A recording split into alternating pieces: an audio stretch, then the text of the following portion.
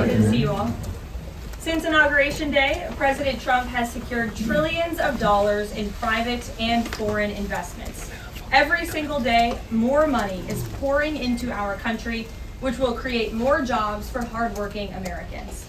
Today, Schneider Electric pledged to invest more than $700 million in the United States to boost American energy infrastructure and AI. On Monday, Hyundai announced a $20 billion investment in the United States, including $5.8 billion for a new steel plant in Louisiana, which will create nearly 1,500 high-paying jobs. President Trump is truly turning America back into a manufacturing superpower. Yesterday, President Trump marked National Medal of Honor Day by meeting with 21 of our nation's bravest heroes and incredible patriots who have been awarded the highest military honor. Beautiful picture. The president also signed a historic executive order to protect the integrity of American elections by strengthening voter citizenship verification and banning foreign nationals from interfering in U.S. elections. These are the common sense solutions that only Democrats could oppose. But voters deserve elections they can trust, and critical confidence is being restored thanks to President Trump's leadership. Later this afternoon in the East Room, President Trump will mark Women's History Month by honoring the exceptional women around our country, including the highly talented women in his administration and his cabinet. And on an additional scheduling update, the president will hold a press conference in the Oval Office today at 4:00 p.m. to announce tariffs on the auto industry, and I will leave that to him to make that announcement later. Unfortunately, all of this good is happening for our country. This administration is working hard on behalf of the American public every day, but the mainstream media continues to be focused on a sensationalized story from the failing Atlantic magazine that is falling apart by the hour. Here are the facts. The National Security Advisor has taken responsibility for this matter, and the National Security Council immediately said, alongside the White House counsel's office, that they are looking into how a reporter's number was inadvertently added to this messaging thread. We have said all along that no classified material was sent on this messaging thread. There were no locations, no sources, or methods revealed, and there were certainly no war plans discussed. The Atlantic has even admitted this themselves. Their release of these internal messages validates the truth, which we have been saying all along.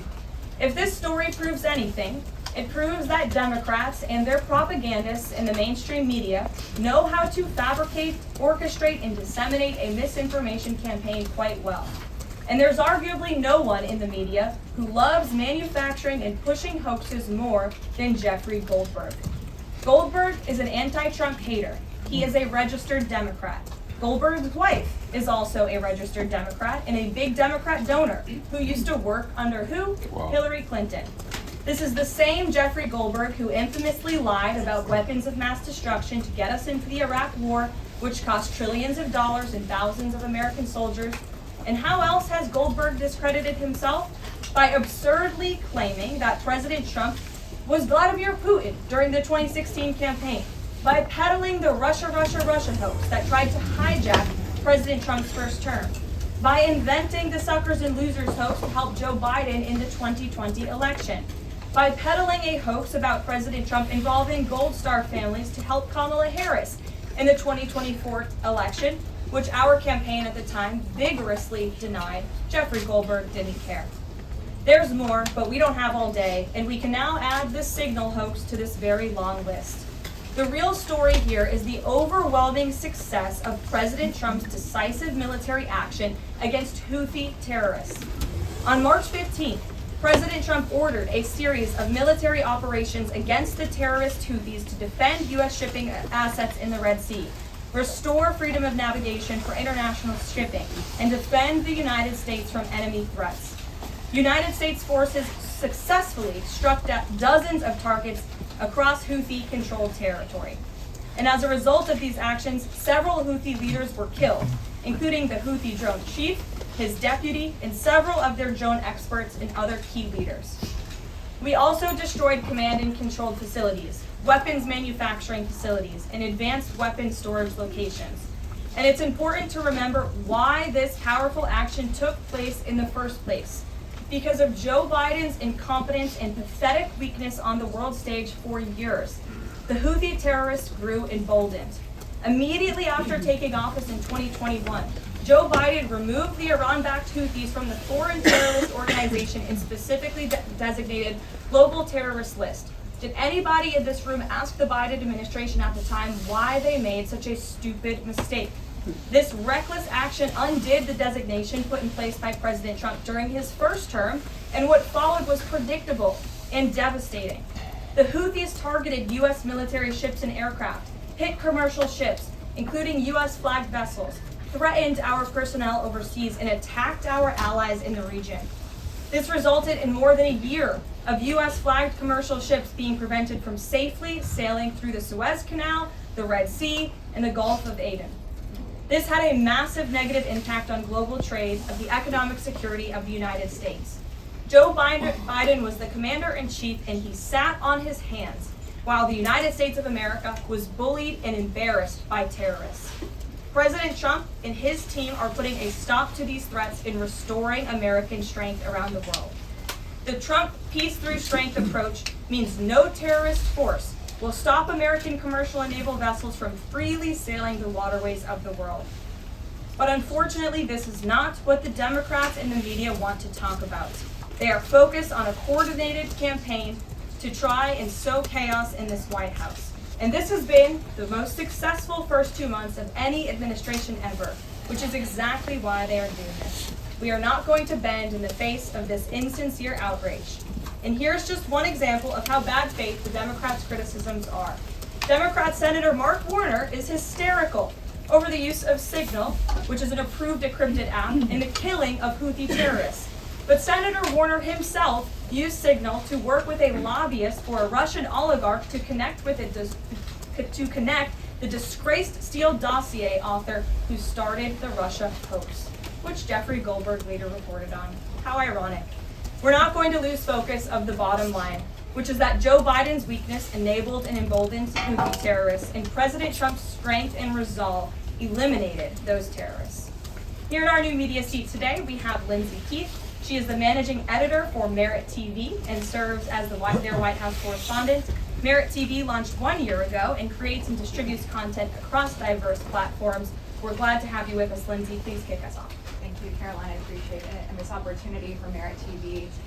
2 questions, if I may. One on Signal, one on the economy. Sure. On Signal, how comfortable is the president with what was shared so far now that the chain has been released? The president's view on all of this remains the same today as it did yesterday. And I think it speaks volumes about the leadership of this president that he went directly to all of you, members of the press corps. He was asked, do you want someone else to go out and do a briefing? And he said, no. I will tackle this story. I will discuss it. The people need to hear from me about the situation. And so his thoughts on this remain the same today. He has placed great trust in his national security team. And as for the usage of Signal, as the president said yesterday, as the CIA director has testified under oath, this is an approved app. It's an encrypted app. The Department of Defense, the Department of State, the CIA has it loaded onto government phones because it is the most secure and efficient way to communicate. As for, again, the original situation in this messaging thread, the National Security Council, the White House counsel's office continues to look into how this mistake, which the National Security Advisor has owned, occurred, and the president has ensured they are doing that. On the economy, consumer confidence hit a 4-year low this month. Can you help explain to the American people how tariffs will help them in the long run? Yeah, absolutely, and I'm grateful for the question. The American public will hear later this afternoon from the president directly on the topic of tariffs. And as you all know, April 2nd day, President Trump has proudly dubbed it Liberation Day for our country. What he means by that is it will be a day where the United States of America will no longer be ripped off by nations around this world. It will be a day where Americans finally see free and fair trade practices restored. We are no longer going to allow our allies, our competitors, and our adversaries to take advantage of American workers.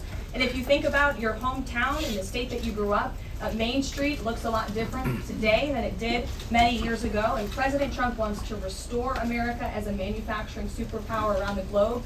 He wants products to be made right here in our great country with great hardworking American hands. that will ultimately result in higher wages and more money in the pockets of the American people. And he's also, in addition to tariffs, also determined to pass tax cuts later this year, as he did successfully in his first term, to put even more money back into the pockets of hardworking Americans. Peter. Caroline, if I can ask you very quickly about the information we've seen, just to set the predicate on this. Has the president been briefed and physically seen he's seen all the details of the chat?